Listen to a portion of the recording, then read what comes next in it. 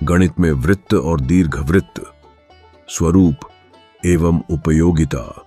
गणित में वृत्त और दीर्घवृत्त, सर्कल एंड एलिप्स, महत्वपूर्ण आकृतियां हैं जिनका अध्ययन न केवल शैक्षिक दृष्टिकोण से आवश्यक है बल्कि यह विभिन्न क्षेत्रों में भी उपयोगी है।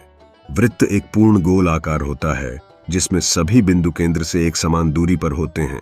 दूसरी ओर दीर्घवृत्त एक लंबा और पतला आकार है जो दो फोकस बिंदुओं के चारों ओर होता है। दोनों आकृतियों के स्वरूप और गणितीय गुणों का गहरा संबंध है। वृत्त की परिभाषा न केवल उसके आकार को दर्शाती है बल्कि यह गणितीय सूत्रों में भी महत्वपूर्ण भूमिका निभाती है। उदाहरण के लिए वृत्त का क्षेत्रफल और परिधि ज्ञात करने के लिए विशेष सूत्र उपयोग में लाए जाते हैं। वृत्त की क्षेत्रफल की गणना पाई आर स्क्वायर द्वारा की जाती है जहां आर वृत्त की त्रिज्या का प्रतीक है। यह वैज्ञानिक गणनाओं, भौतिकी और इंजीनियरिंग में भी लागू होता है, जैसे कि पहियों और गोल वस्तुओं के गति विश्लेषण में। दीर्घवृत्त के अपने कई अनुप्रयोग हैं जो इसे गणित और विज्ञान के अत्यंत महत्वपूर्ण तत्व बनाते हैं। इसकी परिभाषा में दी गई उच्चतम और निम्नतम व्यास दीर्घवृत्त के आकार को संतुलित करती है। दीर्घवृत्त का क्षेत्रफल पाई ए बी द्वारा प्रस्तुत किया जाता है जहां ए और बी दीर्घवृत्त के अर्धध्रुवीय व्यास हैं। यह खगोल विज्ञान में ग्रहों की परिक्रमा, वास्तुकला में संरचनाओं की डिजाइनिंग और एरोडायनामिक्स में महत्वपूर्ण भूमिका निभाता है।